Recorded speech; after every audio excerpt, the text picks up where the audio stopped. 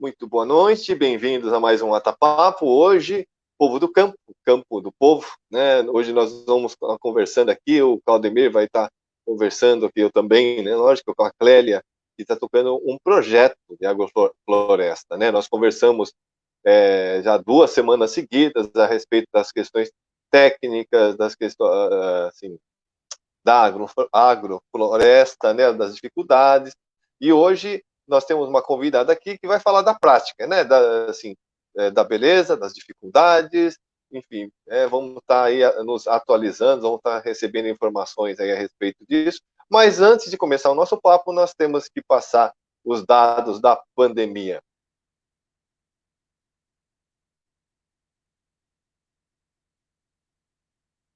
No mundo são 10.199.798 casos confirmados do Covid-19, com 502.947 mortes. No Brasil, nós temos 1.368.195 casos confirmados, lembrando sempre da subnotificação, né? Nós temos aí um caso terrível de subnotificação, mas mesmo sem considerar isso, né, nós podemos ver aqui que nós estamos aí, a grosso modo, nós estamos com 13% dos casos confirmados no mundo, e nós não temos 13% da população do mundo. Em número de mortes, estamos com 58.314 mortes causadas pelo Covid-19, confirmadas, né? No estado de São Paulo, são 275.145 casos confirmados, 14.398 mortes. Os dados de Araçatuba, né, a análise assim, da região mesmo, nós vamos ter aqui amanhã com o Dr. Rodolfo, ainda não perca a live de amanhã. Já vi que tem gente chegando, estamos aguardando aqui os comentários de vocês, e peço já, desde já, compartilhe, dê um compartilhamento aí na live, curte a live, para que mais pessoas possam estar chegando e participando desse papo bastante interessante agora da prática da agrofloresta. Vamos trazer agora aqui, né, nossos companheiros, né, o Claudemir. Vou passar primeiro para o Claudemir, para ele dar aqui a introdução dele, né, e as saudações dele. Boa noite, reverendo. Boa noite, Clélia. Boa noite a todos que nos ouvem nessa noite. Hoje mais um Atapapo, segurança alimentar, nesse momento de pandemia, né? Vamos dar continuidade ao debate sobre a agrofloresta. Ouvimos durante 2 semanas o professor Aderbal, com um grande conhecimento na área, trabalho de muitos anos na área de agrofloresta.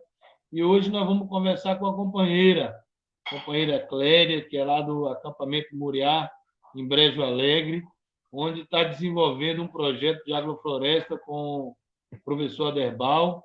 E aí hoje a Clélia vem dizer para nós dessa experiência, né, de como é tocar. Boa noite, Clélia, seja bem-vinda.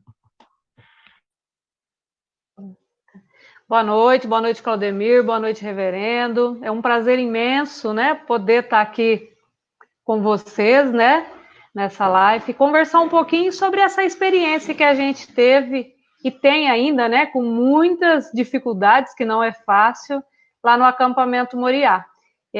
Eu acredito que é muito importante a gente poder fazer esse diálogo, né, para que a gente possa ampliar realmente esse projeto, né, a nível aí de acampamento, de assentamento, de pequenos proprietários, né? E ampliar isso para a questão da terra. Eu acho que tem bastante coisa que a gente pode estar aí dialogando e aprendendo juntos aí. Foi muito importante esse projeto que foi desenvolvido, né? Juntamente com a AGA, né? Que é o Agrupamento Ambientalista, né, a RAI, né? A Rede de Agricultura Ecológica, e nós desenvolvemos em 2018, né? E estamos aí nessa batalha ainda.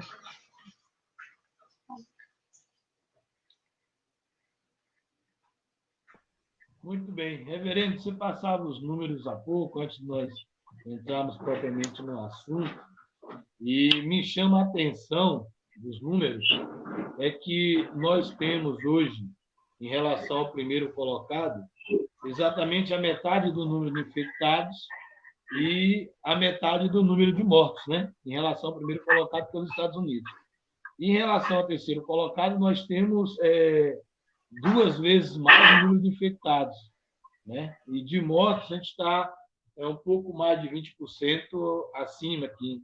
O segundo colocado no número de mortes é o Reino Unido, mas em infectados é a Rússia. A Rússia tem 634 mil infectados, nós estamos com 1.300.000. Então, dá para ver como é que está a coisa. Agora, o fato mais importante desses números é a gente lembrar que esses países estão fazendo testagem em massa desde o início, e nós não. E nós não estamos fazendo. Tem que prestar bem atenção nisso, o que é preocupante. E como a gente falava antes de entrar no ar, eu vi uma entrevista de um infectologista da FGV, que ele falava do lockdown lá em fevereiro já, né, para evitar chegar como está. E ele disse uma coisa que me chamou a atenção, que o Brasil não tem mais jeito. Vai ficar num abre e fecha de comércio, porque perdeu o controle, e só vai voltar à normalidade quando os cientistas descobrirem uma vacina. Isso que me chamou muita atenção.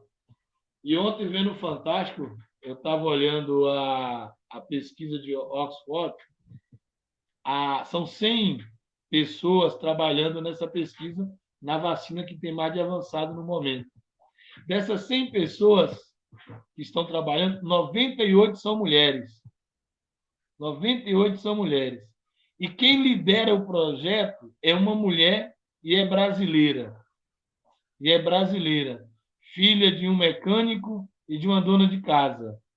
Eu acho que é bom a gente ter orgulho dessas coisas, né? Saber que quem está lá na Inglaterra desenvolvendo isso é uma brasileira. E 98% do grupo que está fazendo a pesquisa são mulheres. Então, é bom chamar atenção para esses machistas, para esses machistas que tem de plantão pelo país. Queria colocar esses dados antes de entrar propriamente no assunto e deixar um pouco o comentário da Clélia e o seu. Em relação ao que você falou aí, em relação à pandemia em si, é lógico que essa questão desse desenvolvimento, né, dessa participação muito maior das mulheres e principalmente dessa questão da brasileira, é uma coisa que eu sempre falo, né? Nós, né, assim, a sociedade capitalista em geral, né, joga potencialidades no lixo em massa, né? Assim, a nossa sociedade, ela desperdiça uma série de coisas. Nossa sociedade, do jeito que ela está colocada hoje, ela desperdiça alimentos, ela desperdiça energia. Assim, nós somos uma sociedade perdulária, né? Mas se olhar assim, devido, não, como eu sempre digo, não à desigualdade social, mas à injustiça social que existe, o que nós fazemos é um desperdício de potencialidades, assim, em massa. Realmente, imagina, como você disse, uma pessoa, né, que assim, vem de uma família pobre e, de repente, está nessa situação. Agora, assim, dentro dessa imensa, esse gigantesco mar de pessoas totalmente sem acesso a nada, né? De vez em quando acontece alguma coisa, né? Igual essa mulher que conseguiu chegar lá. Mas isso não é um exemplo que, olha, está vendo como quem tenta, consegue? Não, isso é uma excepcionalidade, não é a regra. Né? Essa meritocracia é uma grande mentira. Né? A verdade é que se nós tivéssemos acesso a todos, sem exceção, realmente, eu sempre digo, talvez já tivéssemos já um remédio, uma vacina, enfim. Né? Mas em relação ao... Eu gostaria de falar, como você falou, né, nessa questão que nós vamos estar nesse entra e sai, ou a Clélia falou, eu não lembro, da pandemia, né? Uma coisa que eu penso muito também é em relação ao pós. Né? Porque assim, a economia brasileira já está em frangalhos, e não é por causa da pandemia. Né? Ela já está em frangalhos por causa da condução absurda que teve nos governos Temer e agora no governo Bolsonaro é trágico, né? Do Paulo Guedes e tudo mais. Então você tem um desemprego enorme, né? Desemprego ou aqui Janir Fernandes mandou aqui: boa noite, companheiros. Estou horrorizada com o caso de coronavírus em Alagoas. Essa semana mesmo morreu mãe e filha numa mesma semana. É muito triste, né? Nós lamentamos muito as mortes. Não precisaria estar sendo desse jeito, mas como a gente já sabe, né, nós não temos presidente. Se nós tivéssemos um presidente, talvez estivéssemos em condições melhores, mas não temos nenhuma liderança. E aí, em relação a essa questão, né, agora eu já vou entrar numa pergunta, né, para a Clélia, e aí se você quiser emendar também, Claudemir. Por exemplo, o Brasil já foi ameaçado, tá? Que os maiores, deixa eu ver, eu anotei algum lugar aqui, vamos ver se eu ainda tenho aqui. Os maiores fundos de investimento do mundo, que controlam mais ou menos um volume de 17 trilhões de dólares, tá? O que dá 10 anos de PIB do Brasil, eles já ameaçaram sair totalmente do Brasil, ou seja, não investirem mais nada no Brasil por causa da condução absurda deste governo em relação às questões ambientais, às questões sociais, enfim, né? Tudo isso realmente está pegando muito mal fora do Brasil. Na verdade, seria um assunto para quarta-feira, mas é que, como nós vamos falar da questão da agrofloresta e tudo mais, né? Então, nós sabemos aí que esse tipo de produto é muito mais saudável, tanto para quem consome quanto para a terra, né? E esses produtos, eles têm aí uma aceitação, uma procura muito grande, principalmente na Europa, né? Então, em relação a isso, que eu já vou emendando agora, passando para o Claudemir, e aí ele arredonda a pergunta, já passa, ou se você quiser fazer algum comentário em relação a isso, fique à vontade.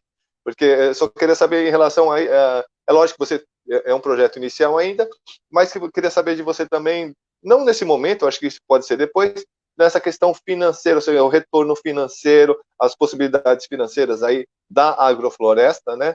Tendo em vista também, por exemplo, já é a segunda versão do Finapop, que eu acompanhei aqui a live do Eduardo Moreira, mas agora devolvo a palavra primeiro para você fazer seus comentários, e depois o Claudemir arredonda isso e já faz a pergunta dele.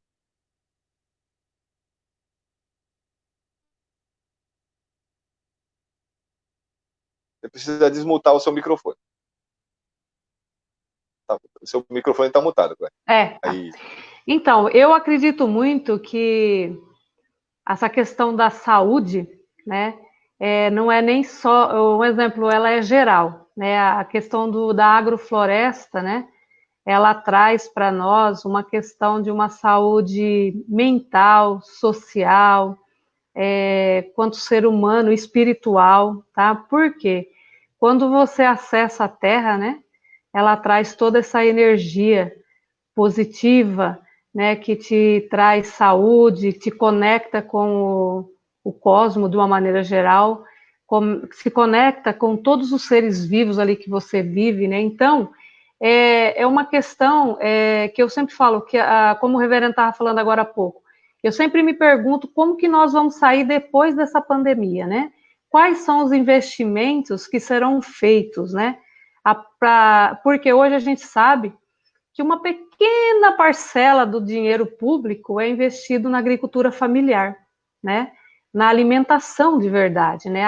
Na comida que vai para a mesa do brasileiro, que é as pequenas propriedades hoje, elas produzem mais de 70% do alimento que vai para a nossa mesa, né? E só que é um investimento muito pequeno, né? E aí a gente sabe que se o investimento fosse maior, nós poderíamos ter um alimento ainda com mais qualidade que essa agricultura familiar produz, né? Com muito mais benefício, com muito mais renda, né? E o agronegócio, ele acaba ganhando a grande parcela e é onde ele destrói toda essa terra, todo esse solo, né? Todo esse chão que a gente pisa. E aí eu acredito muito que nós estamos colhendo um pouco desses frutos desse não cuidado dessa terra.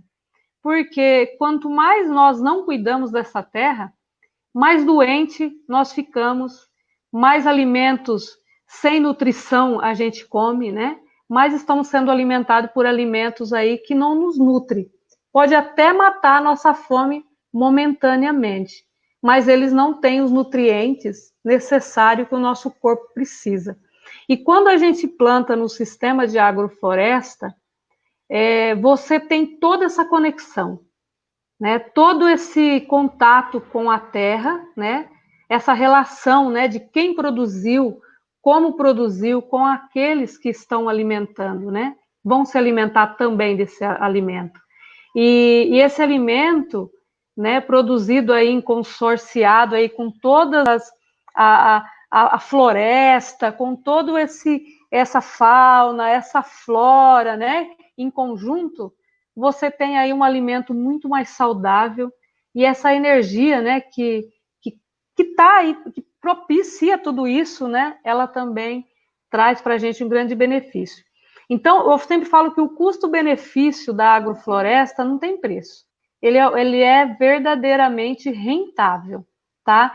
Tanto para o solo, quanto para aquele que produziu, para aquele que está comercializando e também para quem está se alimentando desse. Então, é algo que é uma relação que a gente precisa construir, né? Que se perdeu ao longo da história, né? Que é o produtor, o consumidor, e todo esse elo, né? Essa cadeia alimentar aí, essa cadeia de pessoas que participam, tem que estar conectado.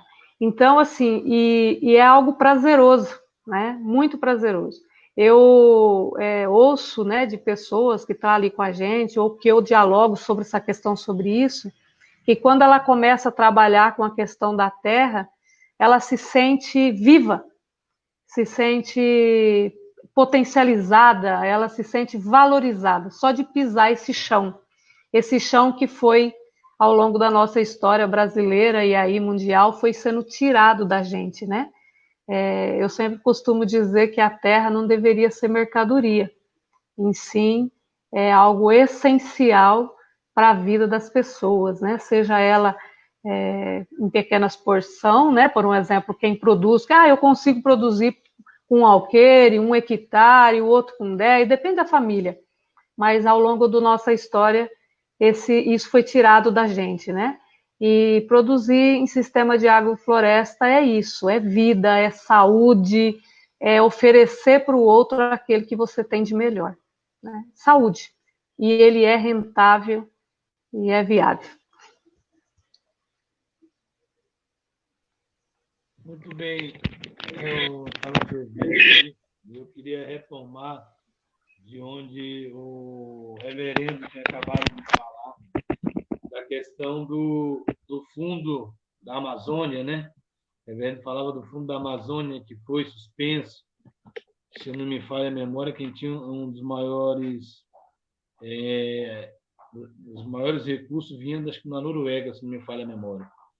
E isso aí foi ainda, acho que no ano passado, reverendo, que o fundo suspendeu devido às declarações do ministro daquele coisa que está lá no Ministério do Meio Ambiente. O homem que queria aproveitar a pandemia para passar as coisinhas por baixo do pano para o povo não ver, para passar desmatamento, passar o sequestro de terras indígenas, terras quilombolas. Só fazer um comentário, tá? O sinistro do meio ambiente, e ele não queria, eles estão passando a boiada.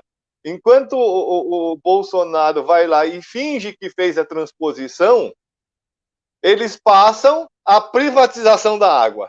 Então, eles estão passando a boiada. Eles não queriam, eles estão passando. Reverendo, antes de retomar a questão que eu falava da Amazônia, vamos respeitar o presidente, né, reverendo? A próxima inauguração dele vai ser a Ponte Rio-Niterói, viu? A próxima inauguração dele é a Ponte Rio-Niterói, ele vai inaugurar agora. Não se preocupe, não. Assim, próximo mês, é o novo, né? Ele estava pensando até em inaugurar o Memorial JK lá em Brasília. Né? Não, o homem é bom, hein? O homem é bom. Mas voltando ao nosso tema, reverendo, o que é mais preocupante para a economia brasileira não é nem a questão da pandemia, mas é uma carta enviada ao governo brasileiro por, acho que 50 maiores investidores mundiais, que investe em várias economias, que encaminhou ao governo brasileiro, né, ameaçando retirar todos os investimentos deles do Brasil por conta do aumento do desmatamento da Amazônia neste momento. Sabe? Neste momento. Então, ou seja, nós tivemos o Fundo de Amparo ao Meio Ambiente, o Fundo de Amparo à Amazônia, o ano passado, e agora os investidores. Se não me falha a memória, isso aí corresponde, é que eu não me lembro os números, eu li a carta que foi traduzida, é óbvio que estava nas redes, e foi traduzida, e vi alguns economistas falando, mas isso aí é coisa em torno de 1/3 do PIB brasileiro, de investimento no país. É muita coisa, é muito dinheiro, sabe? Então, essa loucura, e no meio disso tudo, no meio desta loucura, desse devaneio, desses sinistros que nós temos, porque eu pensava que o Bolsonaro conhecia o Paulo Guedes, mas não, ele nem sabia que era o Paulo Guedes. Alguém falou para ele que se via, ele colocou lá. É impressionante, é homem que são os técnicos, né? Mas, Clélia, a gente comentando diante disso tudo, desses dados, você colocou muito agora a questão da valorização da terra, né? E aproveitando o nosso religioso presente, né? A gente lembrar que Deus não colocou cerca na terra, né? Quem colocou cerca na terra foi o homem, né? Quem instituiu a disputa pela terra foi o homem, não foi Deus. Porque na própria Bíblia diz que os lírios do campo se vestem mais esplendorosamente do que os maiores sultões, né? Então, os homens colocam a cerca na terra, fazem a disputa pela terra, mas não cuida da terra. Não cuida da terra. O grande latifúndio não cuida da terra. É mentira dizer que o grande latifúndio cuida da terra. Porque se o grande latifúndio cuidasse da terra, não eram patrocinadores da liberação por esse governo de mais de 400 tipos de veneno. Então, não cuidam da terra. E aí é bem a gente lembrar, e eu queria que você colocasse para nós aqui, para todos que nos ouvem nesse momento, que vocês, como você citou há pouco, em 2018, fizeram a experiência do agrofloresta no acampamento Muriá. É bem lembrar que vocês não são assentados da reforma agrária. Vocês são acampados que estão lutando por terra, por direito de uma terra para produzir. E vocês fizeram implantaram no acampamento a agrofloresta com o professor Aderbal. Eu gostaria que você contasse para nós, no primeiro momento, qual foi a experiência do público, dos trabalhadores acampados, no momento que começaram a conhecer a técnica, que começaram a trabalhar isso e a implementar isso no acampamento. Sim. E para ressaltar um exemplo para quem cuida da terra, pelo contrário, né? O latifúndio, ele adoece a terra, né? E ainda adoece as pequenas propriedades. Por um exemplo, nós estamos vivendo, antes de eu falar um pouco disso, nós temos um dano no nosso país, né? Não sei se mundial, mas principalmente na nossa região, que é a pulverização aérea. E, infelizmente, na nossa região é muito forte. E nós estamos tendo problemas muito grandes nessa agrofloresta, nessa reserva legal, por quê?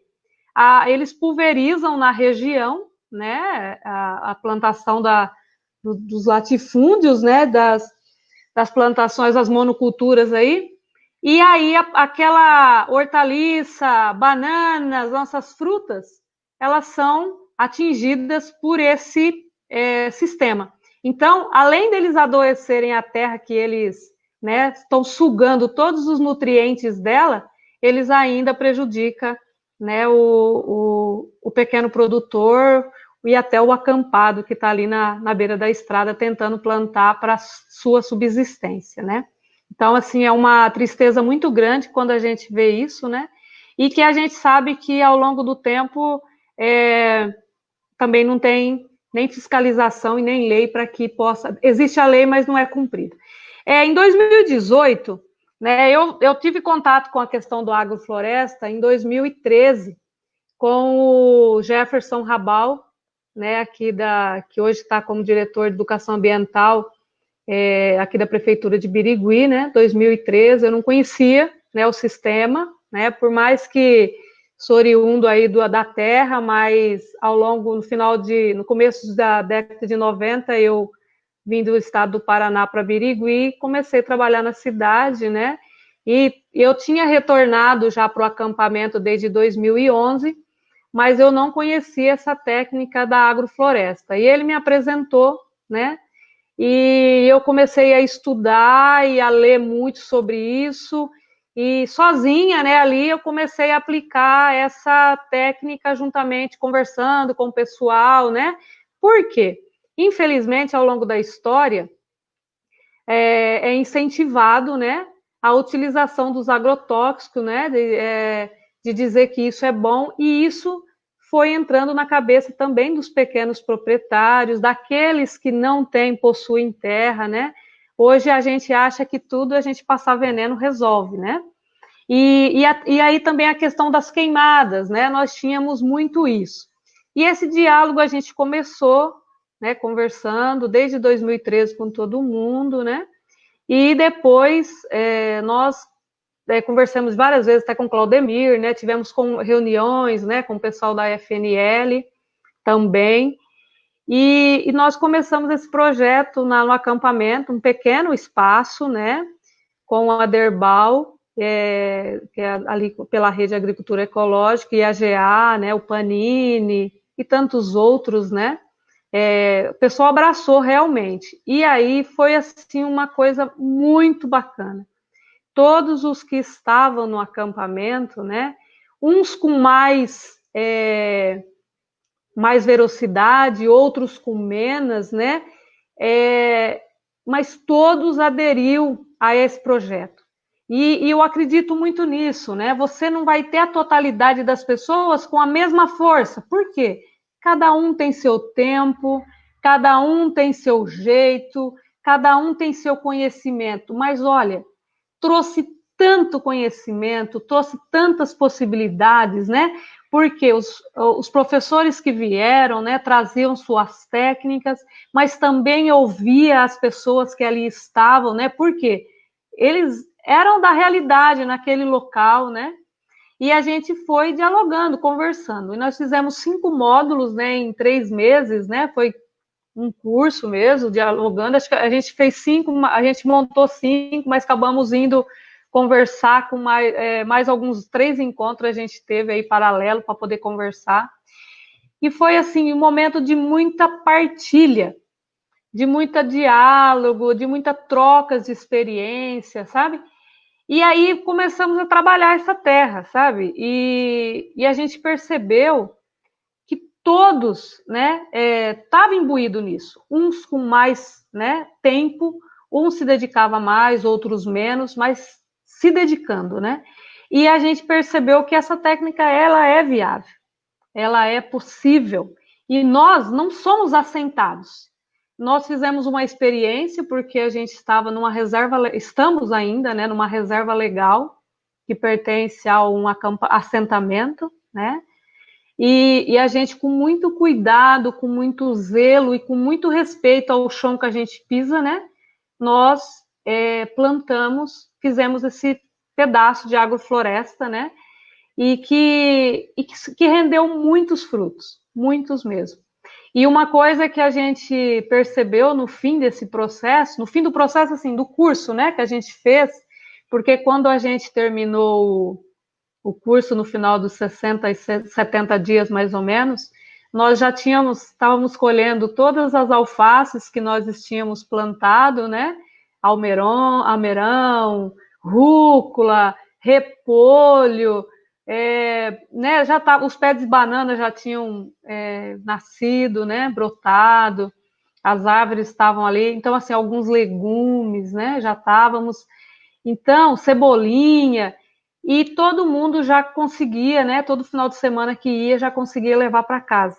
E a gente conseguiu perceber a qualidade desses alimentos, né, o sabor desses alimentos, né, e o quão prazeroso foi você produzir ele, né? Mais uma coisa, assim, que a gente percebe, né, que é viável. As pessoas, quando muitas vezes a gente ouve, principalmente nós que somos de acampamento, né, Claudemir vai saber dizer isso melhor que eu, que a pessoa é taxado, né, de todos os adjetivos negativos, né? E a gente sabe que o ser humano, se ele for valorizado, se ele for orientado e também ouvido, né? Porque todos nós temos o que aprender e também temos o que ensinar, né? Então, é uma troca de saberes muito grande, né? E que valeu a pena muito. Hoje, a gente ainda mantém o local, né? Hoje, a gente já disseminou isso um pouco mais para outros, não só naquele mesmo pedaço que nós fizemos, né? Outros já têm o seu, já planta o seu pedacinho, né? Já tem a sua horta. Aqueles que moram lá no acampamento, principalmente, mas todos eles já têm esse cuidado maior com a questão do não uso do agrotóxico, que não tem necessidade, já não faz mais as queimadas, né? Hoje já não tenho mais problema, é difícil ter aquele, né? Talvez até porque o acampamento ele é cíclico, né? Então entra, sai, né? Então, às vezes a gente tem algumas pessoas que vêm nova, né? E que às vezes ainda vem com aquela ideia, mas hoje nós já não temos mais isso, né? E temos um plantio muito grande, né, de preservação das árvores frutíferas nativas, temos muitas espécies, né, que foram plantadas ao longo, que a gente já vinha plantando ao longo do tempo, né, e que hoje eles cuidam com muito mais veracidade, com muito mais qualidade, né, conseguem fazer a poda, para poder, e essa poda virar matéria orgânica para o solo, né? Então, é algo que valeu a pena muito. E lembrando, né, a gente está num acampamento. E o que acontece? Um acampamento, nós não temos muitas possibilidades, né? Pelo contrário, a gente não tem possibilidade alguma, né? Para poder manusear essa terra, né, a gente usou enxada e enxadão, né? Não tem um mecanismo maior, né, para que pudesse cultivar com mais, para cuidar mais da terra, né? A água é super escassa, né? E os últimos anos, o período de seca foi muito grande. E hoje a gente até conta com a água que a prefeitura leva para o poço, né? O poço não é suficiente para os moradores que lá estão, porque é muito seco, né? E a gente bebe numa região que é de monocultura, né? Que foi muito degradada, e então que é isso, a água ela é super escassa.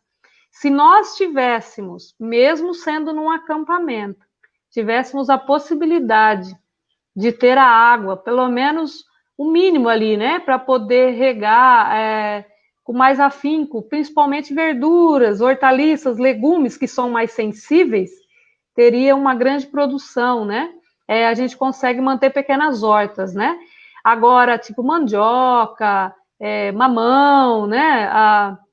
Até abóbora, né? A gente já consegue produzir mais e cada um hoje já tem o seu, tem bastante. Mas o grande X da questão são esses desafios. A gente está num acampamento, então o acampamento ele quase não tem possibilidade. E outra, a gente está sempre à deriva, né? A qualquer momento pode ser retirado daquele local. Mas o pessoal, eles não têm essa preocupação imensa, assim eu falo nessa questão, mas eles têm esse cuidado imenso pela essa terra e essa valorização da terra, que é isso que ficou, sabe? Essa questão da agrofloresta trouxe isso para aqueles que estão lá. E todos sonham em ter seu pedaço de chão e fazer com que aquilo lá se torne realidade.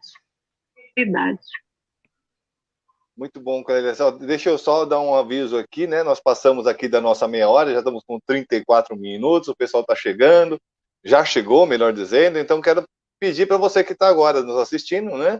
E mande também seus recados, tem vários recados aqui, o Fernando Barriga mandou vários aqui, né? Boa noite, Fernando Barriga, a Miaco, boa noite, a Roseli, o Aderbal, né? O nosso professor também já fez seu comentário, então façam seus comentários e principalmente curtem, né? Temos coraçãozinhos, temos curtidas já, curtam e compartilhem, chamem aí os amigos para estarem acompanhando aí agora a segunda metade dessa live, e já vou passar de volta para o Claudemir para ele fazer a próxima pergunta dele.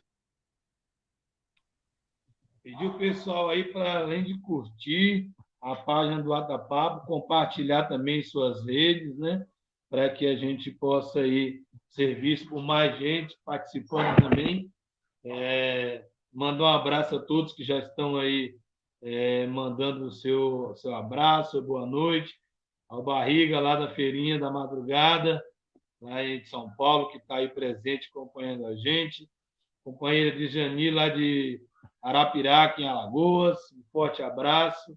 Abraço a todos. Ao professor Derbal, que vem nos visitar aí hoje também. Aquele abraço a todos. Mas, reverendo, vamos... A gente falou da questão da Carta dos Investidores, mas é bom a gente passar os números exatamente para não ficar solto no ar, né? Então, é um grupo de 30 empresas que tem investimento em 9 países, entre eles o Brasil, e esse grupo é responsável por 3,7 trilhões de dólares, né? Então, isso aí dá mais de 16 trilhões de reais. Não é pouco dinheiro que está em jogo de investimento em um país. Então, a gente não pode brincar, né? A gente não pode brincar. Se no campeonato de futebol você brinca jogando futebol, mas com seriedade, você não pode pegar um país e brincar de administrar um país, brincar de ter ministro, entendeu? Então, isso é uma coisa muito séria.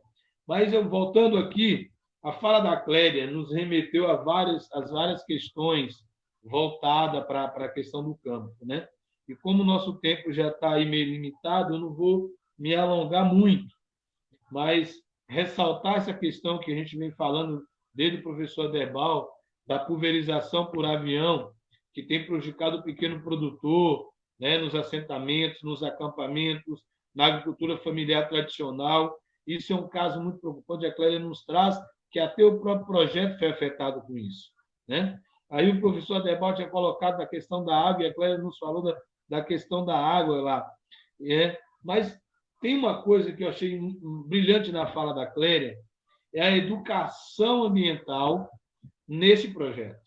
É impressionante, é lindo, né? A política da queimada que todo pequeno produtor aprendeu. Eu falava com o professor Derbal na live passada sobre a minha trajetória no campo, e a gente fazia isso, a gente terminava de colher o feijão, colher o milho, a gente juntava aquilo tudo e mandava fogo naquilo tudo, né? E aí você vê essa política da queimada. Clélia, nós, quando você estava fazendo esse projeto, nós apresentamos esse projeto ao INCRA, para que o INCRA aplicasse não só nos acampamentos, mas como proposta para os assentamentos de reflorestamento das áreas de reserva legal, né? Nós fizemos essa proposta. Hoje, você que está nesse projeto e está trabalhando, o INCRA deu alguma sinalização de desenvolver esse projeto com vocês? Existe alguma política pública voltada para esse trabalho hoje, nesse momento?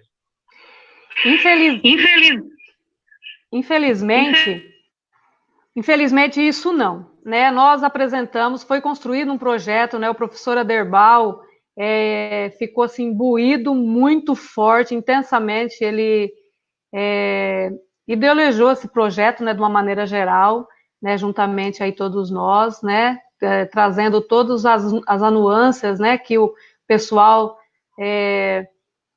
trazia, né, e ele colocou isso no papel. Nós apresentamos ao INCRA, né, juntamente aí Claudemir, e qual que era o projeto? Nós, todos os assentamentos, principalmente os assentamentos, né, a gente trabalhar isso, queríamos começar isso nos assentamentos. Por quê? Poderia ser desenvolvido nas pequenas propriedades, nas grandes propriedades. As reservas legais hoje, elas estão sendo utilizadas. Por um exemplo, no assentamento onde nós estamos hoje, tem 114 hectares de terra. E essa terra, ela está totalmente degradada. E se ela não está degradada, ela está sendo usada pelos próprios proprietários não com o fim que ela tem que ter, que é de preservação, né? De conservação do seu bioma, da sua fauna, da sua flora. Não, ela é área de pastagem ou ela está lá à mercê. Então, o que a gente gostaria nesse projeto? Era de revitalizar, né, a curto, médio prazo, né, essas áreas, e com isso fazer tipo um consórcio, né, entre os assentados e os acampados. Por quê? Nós ampliaríamos, né, essa questão dos alimentos, né? Tanto para a subsistência de quem está acampado, que não tem muita possibilidade, e também a questão do comércio disso tudo, né? Revitalizaria essas reservas legais e teríamos aí um alimento de qualidade que poderia ser utilizada pela própria prefeitura, né, por merendas escolares, ou ser comercializados na própria cidade, né? Mas, infelizmente, nós não temos política pública para isso, né? O que a gente percebe que esses pequenos projetos, né, né, de revitalização ainda não têm um olhar, né, dos nossos governantes. E que a gente precisa, né, e infelizmente, nesse governo que estamos agora, né, que eu acho que não dá nem para chamar de governo, né, acho que está mais para desgoverno, sei lá, nem sei o que palavra é isso, nós não conseguimos nem dialogar com o INCRA sobre isso, né? Nós conseguimos falar até o final de 2018, ali começo de 2019, mas tudo isso parou. E era um projeto que a gente iria começar desenvolvendo tanto no assentamento São José, que tem mais de 200 hectares de terra de reserva legal ali ao todo, né? Mas a gente começava com um pequeno, e é onde a gente está também, né? Que já começamos. Mas, infelizmente, isso está muito aquém. E o que a gente percebe que no Brasil, né, nós não temos reforma agrária, né? Não se foi criado um projeto de reforma agrária para o Brasil. O que a gente tem, por força de luta de movimentos sociais, nós temos aí alguns assentamentos, né? Muitas vezes com algumas conquistas por conta da luta do povo de uma maneira geral, mas a política pública é muito pouco para isso, né? Muito pouco investimento. Pelo contrário, né? Hoje eles estão titularizando as terras e fazendo com que os assentados percam aí os mínimos dos direitos que eles têm, né? Quanto cuidador da terra, né? Que aí eles poderiam, e aí eles se tornam os seus proprietários. E aí, novamente, acredito que se futuramente começa a voltar aí para o latifúndio. E isso é muito triste. Então, assim, o que a gente vê e luta e tenta dialogar, né, tanto com as pessoas, porque também isso causa um desânimo até para aqueles que estão na luta, né, que, infelizmente, está tudo muito parado. Nós não conseguimos alavancar esse projeto, que a gente tinha um sonho assim imensamente de fazer, de produzir muito, né? E já teria quase 2 anos que ele estaria implantado, né? E estaria rendendo muito frutos. Mas infelizmente nós não tivemos. E uma coisa que eu falo, né? Ao longo do tempo nosso, a gente teve algumas sinalizações de possibilidades, mas o que a gente percebe é esse desgoverno, né? Pelo contrário, nós temos uma pessoa hoje no Ministério do Meio Ambiente que, no lugar dele pensar essas políticas, né, ou reforçar isso, ele está passando a boiada, como diz o outro, né? Então, a gente vê que através de muito diálogo, de muita luta, de muito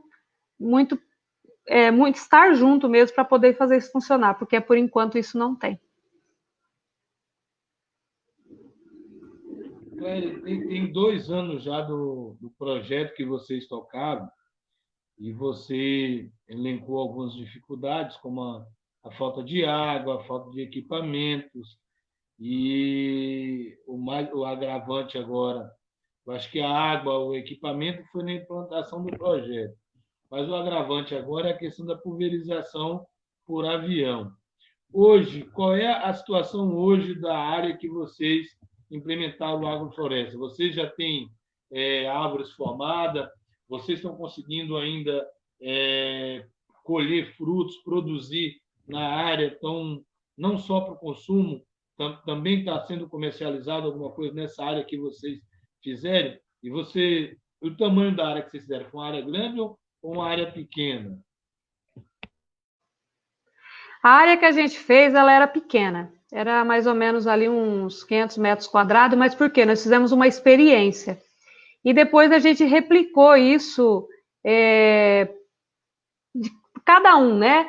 Porque, infelizmente, a gente acredita que para que nós voltamos a viver um pouco mais firme em comunidade, né?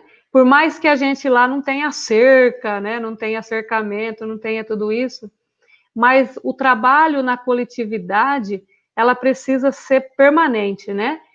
Diário, estar junto. Então, naquela área a gente ainda colhe banana, temos mandioca plantada, né? Por conta da questão da água. Como falta água, né? Não dá para plantar naquela área, né? Por um exemplo, hortaliça, né? Então, a gente planta, já tem árvores formadas, né? Tem outras, aquelas... Teve um processo que colocaram o fogo lá, num período de seca, acabou entrando, matou algumas, né? E a gente replantou, né? Então, assim, colhe-se banana, mandioca, plantamos agora com essa chuva, plantou bastante coisa em volta, né? Então, assim, e as pessoas têm, né, nos seus pequenos espaços, assim, as hortas, né, que já cuida hoje sem passar veneno, né, já cuida dos bananal, né, então tudo isso. Não é uma renda que as pessoas vivem disso, mas elas tiram da sua subsistência, mas sempre vendem mamão, né, a gente tem bastante mamão, mamão, banana, mandioca, né, por um exemplo, o seu Toninho, mas alguns nós matamos, tem porco lá, então, que já se alimenta dos restos né, do próprio mamão, ou daquilo que sobra, né, que vendeu, aquele que tá outro vai para os porcos, para as galinhas. Então, assim, as pessoas, por ser um acampamento e a área ser pequena, comercializar e viver disso ainda não, por conta da limitação que o espaço nos dá por conta de ser uma reserva legal, né? Mas para subsistência, alguma renda extra, tipo ali uma banana, uma mamão, uma coisa ou outra. E uma coisa que o pessoal faz muito lá é troca, né? E doação, né? A gente troca. Às vezes eu tenho bobrinha, mas falta mandioca, aí a gente ganha. Então, assim, é uma troca, né? Então, isso que é bacana. Ficou muito disso também, tá? A gente, dificilmente, quando eu não venho embora no final de semana, não venho aí com diversas legumes, frutas, limão, um ajudando o outro. Então, eu acho que é isso que é bacana, que ficou, sabe? Tanto desse processo de construção, sabe? Desse olhar, né? Hoje tem manga plantado, mesmo que não seja naquele espaço, mas a gente já conseguiu plantar, que hoje já vai produzir esse ano, né? Então, é algo que valeu a pena de verdade, e vale, né? E esse diálogo, o sonho é replicar ele.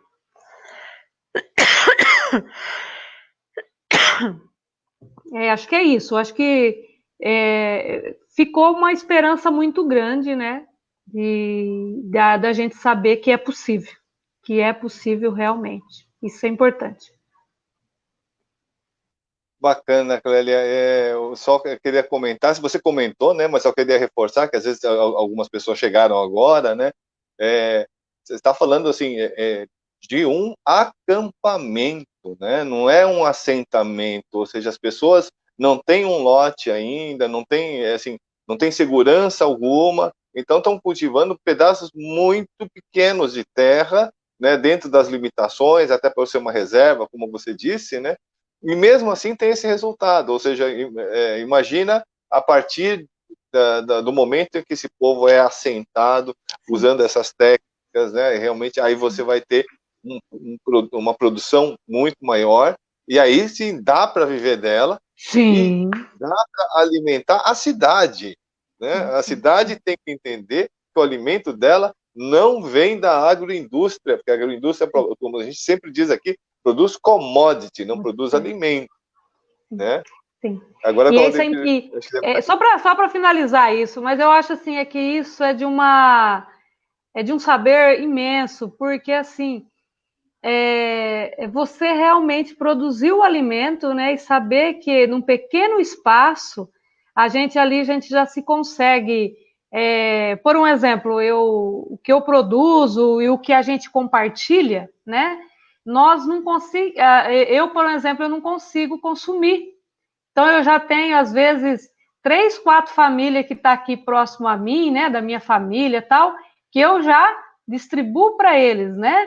É dali do trabalho, né? Por um exemplo. Então, é essa relação que nós precisamos construir, é esse elo, sabe? É esse diálogo, e as pessoas precisam compreender isso, né?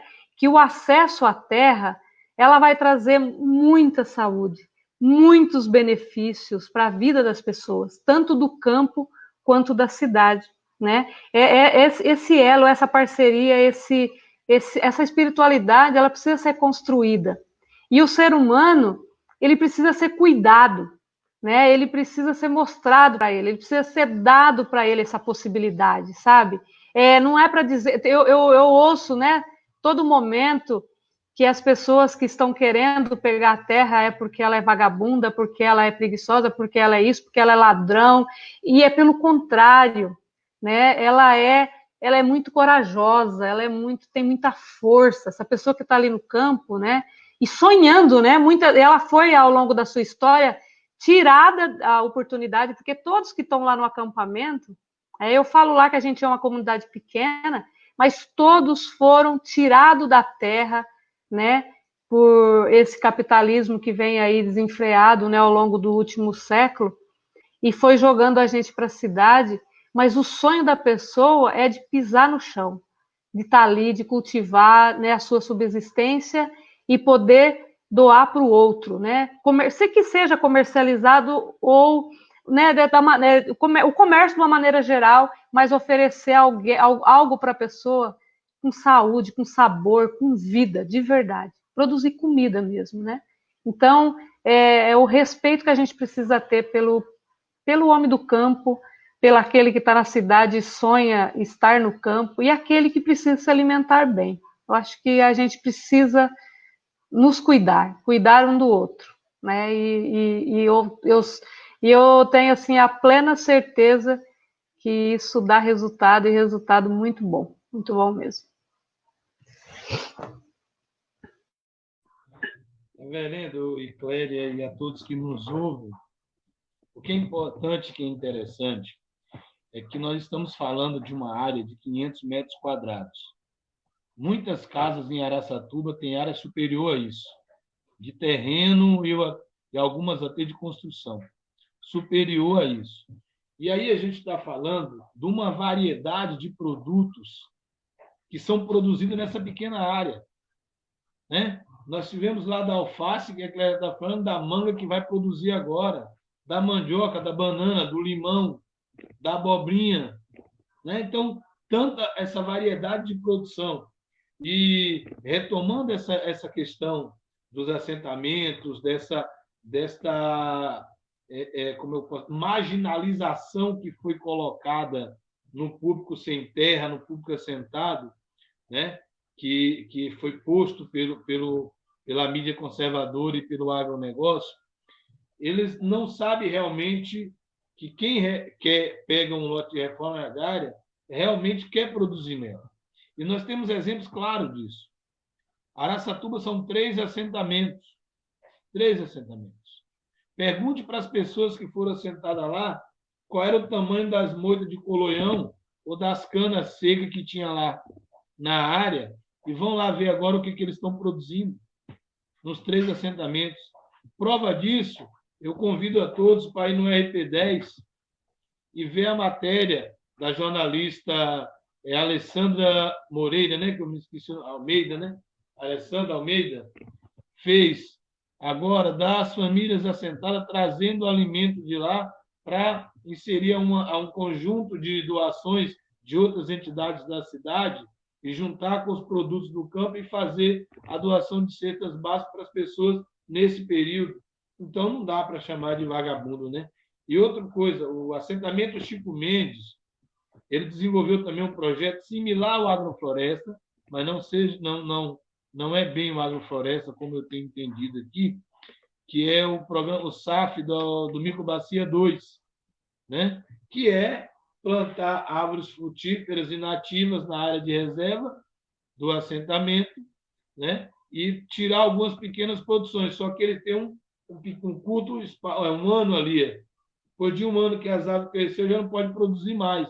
É diferente do agrofloresta, que ele vai tendo um remanejamento da produção e colhendo, né? Então, é uma diferença. Então, nós temos aí, e essa política de marginalizar a luta pela terra, de marginalizar o assentado, principalmente. Muitos assentados chegam na cidade hoje e falam que é sitiante. Não é porque ele tem vergonha, é porque a discriminação é tão grande que alguns comerciantes até viram o rosto, mas não sabe de quanto de qual o percentual do PIB do município que esses assentados são responsáveis, né? Não sabe do leite que vai para o laticínio, que chega ao supermercado, não sabe da banana, não sabe do pepino, não sabe da mandioca, não sabe da cenoura, da beterraba que vem para os mercados, é isso? E não sabe da dignidade humana que é dada dentro dos assentamentos. Esta ideia de trabalho coletivo, esta ideia de comunidade, né? Tudo isso, esses valores, são jogados fora por um preconceito de uma classe que cercou a terra.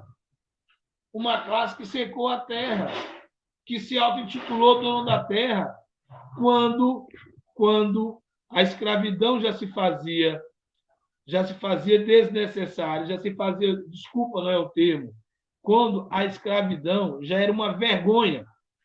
Esse é o termo certo.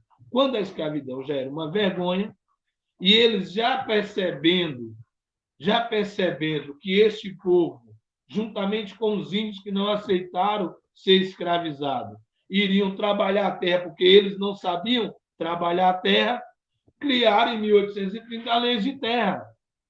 Criaram a lei de terra, onde o Estado vendia as terras. Quem podia comprar as terras naquela época? Só os senhores de escravo. Só os senhores de escravo. E aí, quando em 88 se fez a fantasia da libertação dos negros, porque isso Zumbi tinha iniciado 300 anos atrás, rebeliões nas senzalas, montando os quilombos, né? O mundo já olhava para o Brasil como olha hoje, como uma vergonha internacional, por conta da escravidão. Se fez necessário fazer um ato burguês de assinar um papel dizendo que dava liberdade aos negros. No entanto, não deram condição de trabalhar, cercaram as terras e só deixaram ter acesso à terra quem era de uma classe dominante. E é o que acontece até hoje. Hoje os acampamentos são isso, são para corrigir esses problemas, são para corrigir esse problema social, essa vergonha social que foi imposta por essa burguesia, por essa classe dominante, né? E aí nós paramos agora e nós estamos falando de agrofloresta, nós estamos falando de produção orgânica, nós estamos falando de produção comunitária. Onde é que a gente está vendo isso? Na pequena propriedade. E o reverendo lembrou muito bem. As grandes propriedades, os grandes latifúndios produzem commodities. Não alimenta esse país. Não sustenta, não traz a harmonia da produção com o meio ambiente. Não traz a harmonia com os rios, com os minérios. Nós estamos falando de agrofloresta, nada mais é, né, de uma maneira mais simples para explicar. É óbvio que o professor Adebal vai me dar um cascudo, mas de maneira mais simples para explicar. A agrofloresta, ela imita a natureza, a floresta que produz. Quantas vezes a gente era menino lá em Bicuí, onde eu nasci, lá no sudoeste da Bahia, a gente pegava uma faquinha de mesa, botava na cintura e partia para o mato. Quando voltava com a jaca do lado, um cacho de banana do outro, arrastando um feixe de lenha para queimar em casa. Porque a gente não tinha gás, era com lenha naquela época, na década de 80, que a gente cozinhava. Essa é uma realidade. Então a gente via com a faca, voltava alimentado das matas, trazia frutas para dentro de casa. Então, é isso que a gente tem que falar. É isso que tem que estar claro para todos que estão nos ouvindo, né? O valor da agrofloresta, o valor dessas produções, que muitos chamam de produção alternativa. Eu não diria que é alternativa, eu diria que é a solução. É o que nós temos. Nós temos que discutir isso no interior dos acampamentos, no interior dos assentamentos, da pequena produção aqui na nossa região. Nós temos que discutir isso. Nós temos uma região rica. A nossa região é rica. Ela tem muitos rios, ela tem mata que está se perdendo para a cana, para a monocultura de um modo geral. E não podemos deixar isso acontecer. Temos que produzir e temos que, de uma forma, encontrar, junto com todos os produtores, temos que imediatamente fazer algum manifesto, alguma atividade, alguma denúncia, procurar um advogado amigo que possa nos ajudar para a gente fazer uma denúncia no Ministério Público dessas pulverizações que estão matando pequena propriedade, as pequenas produções. Não pode acontecer isso, né? E acho que nós já estamos chegando ao final. Estou olhando aqui agora a hora, me atentando à hora. Eu já vou passar para o reverendo, e aí para o reverendo dar eu vi que o reverendo também está querendo falar, ele também veio ali toda hora com a mãozinha dele, para depois nós fazermos as considerações finais, né, reverendo? Não, tudo bem, Claudemir. Realmente eu ia passar exatamente esse aviso, né? Chegamos aí a nossa 1 hora, já passando já 1 hora e 2 minutos da live. Como sempre, o tempo passa muito rápido. Quero estar agradecendo a presença de todos, pedindo que continuem compartilhando, né? Avisando que amanhã nós vamos estar falando sobre saúde em tempos de pandemia com o Dr. Rodolfo, e aí sim nós vamos estar passando aí os dados de forma mais precisa, um comentário mais embasado em relação ao que está acontecendo né, com essa pandemia, né, do Covid-19 aqui em Araçatuba, região, mais informações. Na quarta-feira nós vamos ter a análise de conjuntura, o professor Jefferson, e a Bruna também vai estar conosco, né? Faz tempo que a Bruna não aparece numa live conosco, eu estou lá sempre pedindo para ela vir. Hoje eu fiquei muito feliz que a Clélia está conosco, porque assim, uma coisa, um defeito, uma falha grande nossa é que isso aqui está parecendo o Clube da Bolinha, só parece homem. Então, ter mais mulheres aqui conosco é muito importante. Agradecer a presença da Clélia, a presença de todos, e pedir que continuem compartilhando e vão passando também informações, perguntas, façam comentários. Eu quero pedir para você, Clélia, se você puder mandar para nós fotos ali do acampamento, né, do que vocês estão produzindo, para a gente poder publicar aqui, né, no Atapapo, tá bom? Eu devolvo para você, Clélia, fazer suas considerações finais, depois com o Claudemir, e a gente já vai encerrando. Olha, eu gostaria de agradecer muito, né, por poder participar aqui e contar um pouquinho da nossa experiência, né, que eu acredito que foi uma experiência bacana e está sendo ainda, né, de muito aprendizado, muitos desafios, né, mas eu acredito nesse modelo, né, para os pequenos produtores, para as pequenas propriedades, né, para o consumidor, né, da cidade, tá? Nós precisamos realmente nos conscientizar, nos dialogar um com o outro, porque é a partir daí que a gente vai poder se alimentar com dignidade, que vamos ter comida na mesa de todos os brasileiros. Não dá para a gente ter uma Constituição Federal de 1988, onde diz que todos têm direito à saúde, à educação, à alimentação, à moradia, trabalho, e isso não está sendo provido, né? Temos aí milhões de pessoas que estão fora disso. E a alimentação é algo fundamental para uma pessoa. E nós precisamos oferecer para essas pessoas alimento de qualidade, não só para matar a fome, mas que ele alimente mesmo, que ele traga saúde, né? E quando a gente está falando de alimento e saúde, eu acredito muito que se nós tivéssemos uma alimentação de qualidade, com todas as suas proteínas, né? Ao longo do nosso último século, a gente perdeu aí quase 200 alimentos que a gente não come, porque o agronegócio hoje ele é arroz, feijão, né? É aquele que produz, né? Tomate, talvez uma alface, né? Uma carne, mas assim a gente perdeu a diversidade dos alimentos, né?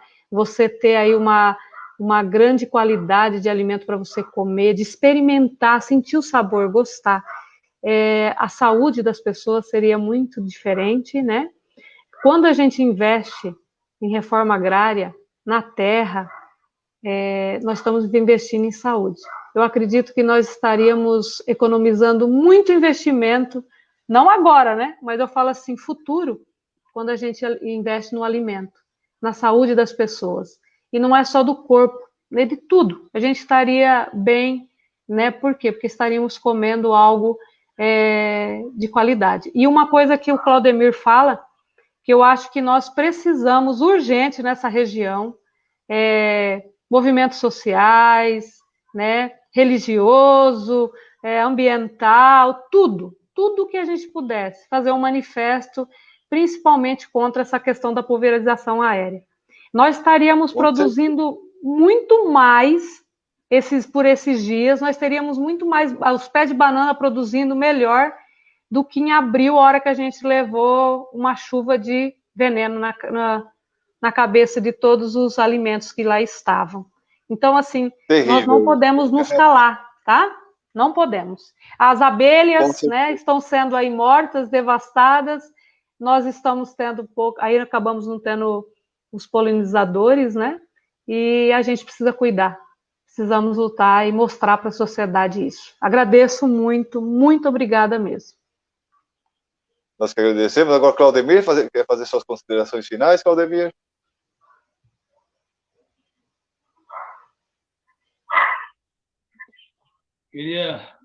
Quero aqui agradecer a companheira Clélia por mais essa oportunidade de estarmos juntos, batendo esse papo nesse momento que a gente não pode estar fazendo as nossas assembleias, nossas reuniões, né, Clélia? Nós estamos aqui batendo esse papo sobre agrofloresta, sobre segurança alimentar, que é maravilhoso. Agradecer a todos que estão hoje nos ouvindo e chamar a atenção, né?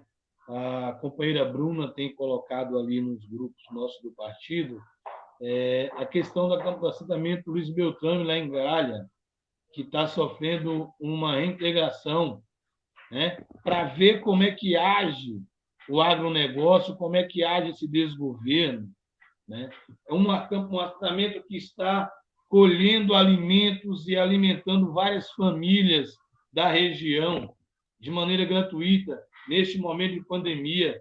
E como é que a justiça e esse desgoverno quer pagar esses trabalhadores, quer ajudar esses trabalhadores, acabando com o assentamento? Então, companheirada, tem uma petição nas redes sociais para assinar, defendendo a permanência do assentamento Luiz Beltrame, lá em Galha. Por favor, vamos assinar, vamos dar apoio aos companheiros, né, que estão lá sofrendo agora, e como assim em outros lugares, lá em Alagoas também estamos sofrendo isso, estamos sofrendo no Mato Grosso do Sul. Eles estão aproveitando aquela falazinha do ministro, do sinistro do meio ambiente, de aproveitar este momento para fazer essas atrocidades contra a classe trabalhadora. Então, vamos nos unir e defender os companheiros do Luiz Beltrame. Um grande abraço a todos, vamos curtir a página do Atapapo, vamos compartilhar e vamos convidar mais companheiros a estarem aqui participando e pedir aos companheiros de assentamento, de acampamento, pequenos produtores rurais, né, da agricultura familiar tradicional, entre em contato com a gente, nos mande e-mail, nos mande mensagem, né, nos ajude a construir essa página, dizendo aquilo que vocês gostariam de ouvir debatido aqui neste espaço, né, e que nós iremos fazer isso. Convidar todos amanhã com um excelente debate com o doutor Rodolfo, que conhece, está trabalhando, né, é da área de saúde, é um profissional da saúde, está trabalhando nessa área da pandemia, conhece, a gente aqui cita algumas coisas assim, mas com aquilo que a gente lê em algum lugar, o doutor Rodolfo fala com propriedade, quem está atuando, de quem conhece, com muita segurança para lhes dar as informações. Então, entre lá amanhã, no Ata Papo, às 20 horas, com o doutor Rodolfo, com o reverendo, faça seus questionamentos, pergunte para o doutor Rodolfo, que ele está pronto para responder qualquer questão sobre a pandemia, sobre os dados do nosso município, da nossa região, do país e do mundo. Um forte abraço a todos e até a próxima segunda-feira.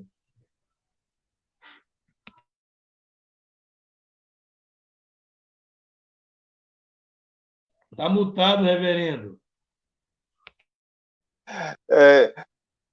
Bom, e muito boa noite a todos. Só completando, então, até quarta-feira eu disse, na quinta-feira nós vamos ter um papo com o nosso pré-candidato a vereador, né, doutor Renan, né, e na sexta-feira, espiritualidade humana. Muito obrigado a todos e que Deus os abençoe.